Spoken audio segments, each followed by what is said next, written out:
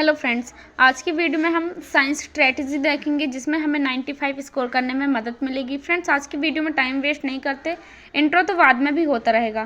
Friends, आज की video में जैसे आपका एग्ज़ाम चल रहा है जिसमें अभी तक आपका सिलेबस नहीं हो पाया है, ठीक, आपके एग्ज़ाम चल रहे हैं और आपका अभी तक सिलेबस नहीं हो पाया है, उसके लिए हमें शॉर्ट्स नोट्स बना लेने हैं। फ्रेंड्स, जो एक साल से प्रिपरेशन कर रहे हैं उसके लिए शॉर्ट्स नोट्स की ज़रूरत नहीं पड़ती, लेकिन हाँ, जिसका अभी तक सिलेबस ख़त्म नहीं हुआ है और उसके एग्ज़ाम है तो उसके लिए आपको शॉर्ट्स नोट्स बना लेने हैं जिसमें आपके इंपॉर्टेंट क्वेश्चन रहेंगे, ठीक।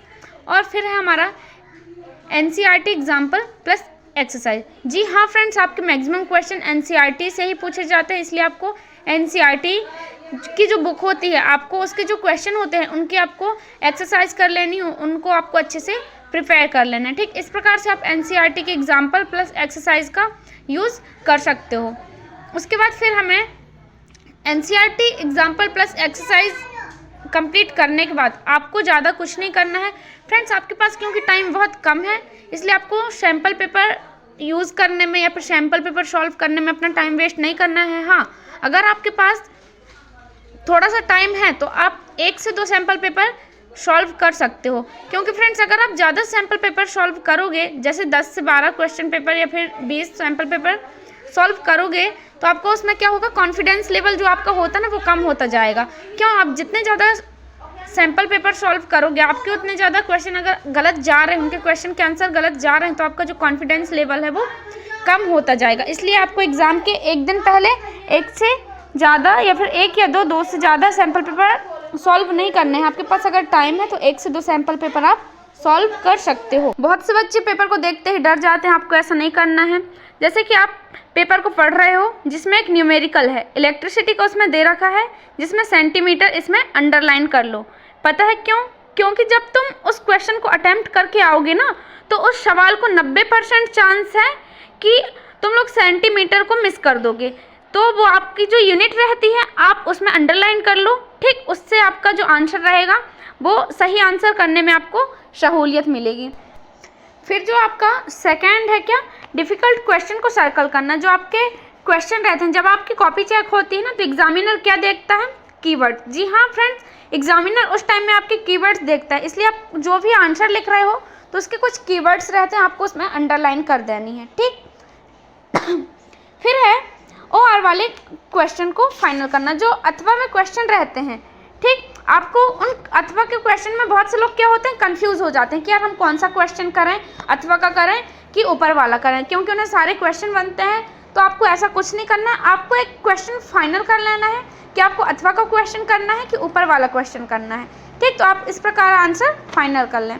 फिर लास्ट नाइट में केमिस्ट्री की सारी activities plus physics formula plus bio diagram.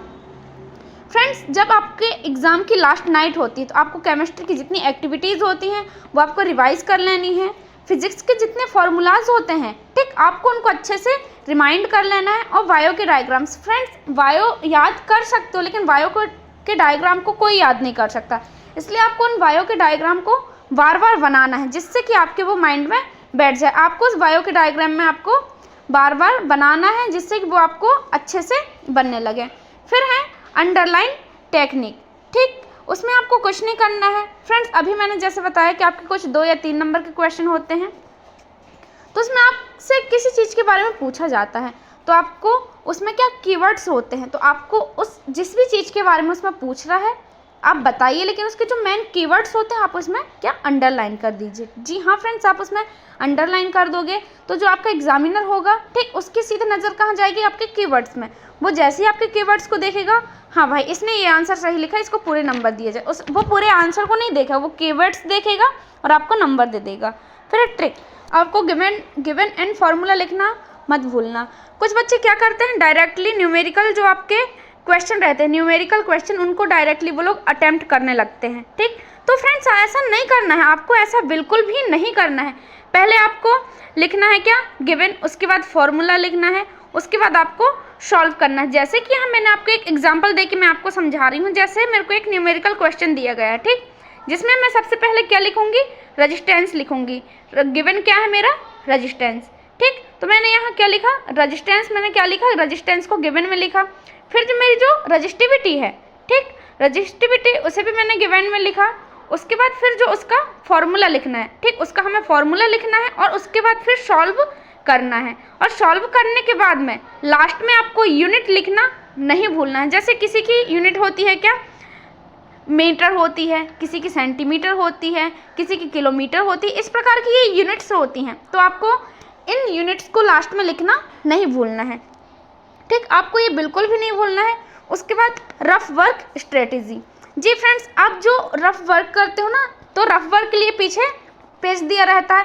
Rough work से टीचर को कोई प्रॉब्लम नहीं रहती। एग्जामिनर जो कॉपी चेक करता है उसका कोई मतलब नहीं है रफ वर्क में, उसका कोई लेना देना ही नहीं है। तो आप जो रफ वर्क करते हो तो पीछे के पेज में आपको रफ लिख लेना है। उसके बाद जिसमें आपको जो भी क्वेश्चन आप अटेम्प्ट कर रहे हो, क्वेश्चन नंबर 7 हुआ जैसे, तो आपको उसे रफ में कर रहे हो तो आपको नंबरिंग कर लेनी है। फिर जैसे 9 किए, 5 किए, तो इसमें आप नंबरिंग कर लोगे तो आपको इसमें ये आसानी जाएगी कि जब आप क्वेश्चन को चेक करोगे कॉपी जमा करते टाइम, ठीक, कॉपी सबमिट करते टाइम आप जब क्वेश्चन को चेक करोगे तो आपको प्रॉब्लम नहीं जाएगी।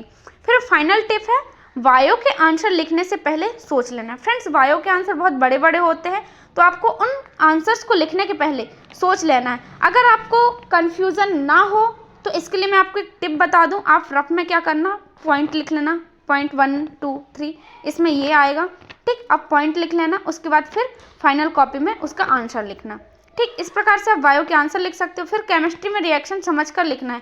फ्रेंड्स, आपको केमिस्ट्री की जो रिएक्शन होती हैं उनको समझ कर लिखना है, उन रिएक्शंस को बैलेंस बनाकर लिखना है, ठीक, उनमें जो बैलेंसिंग रहती है उसको बैलेंसिंग करके लिखनी है उस रिएक्शन की, ठीक, उन रिएक्शन को हमें क्या करना है, बैलेंस बनाकर लिखना है। फिर आंसर में गैप रखना है। फ्रेंड्स, बहुत से बच्चे क्या करते हैं कि जैसे हमें किसी चीज़ की विशेषता लिख रहे हैं तो हम फर्स्ट विशेषता लिखें, ठीक, उसके बाद फिर हम क्या करते हैं, सेकंड विशेषता लिख देते हैं, सेकंड लाइन से उसकी दूसरी विशेषता लिख देते हैं। तो आपको ऐसा बिल्कुल भी नहीं करना है। आपको पहले फर्स्ट नंबर की विशेषता लिखनी है, उसके बाद आपको गैप छोड़ देना है 1-2 लाइन का, उसके बाद सेकंड नंबर की विशेषता लिखनी है। इस प्रकार आपको आंसर में गैप रखना है, ठीक। सो फ्रेंड्स, इस प्रकार से आपको ये टिप्स फॉलो करनी है। एंड मैं आपको लास्ट में एक मोस्ट इम्पॉर्टेंट बात बता दूं कि जो आपका ये साइंस का पेपर होता है ना फ्रेंड्स, ये बहुत ही ट्रिकी होता है। इसमें आपको फंसना बिल्कुल भी नहीं है, आपको सोच समझ कर इसका आंसर लिखना है, ठीक। इसमें आपको घुमाकर क्वेश्चन पूछा जाता है, बहुत ही ट्रिकी होते हैं इसके क्वेश्चन, इसलिए आपको अच्छे से पेपर देना है। And best of luck.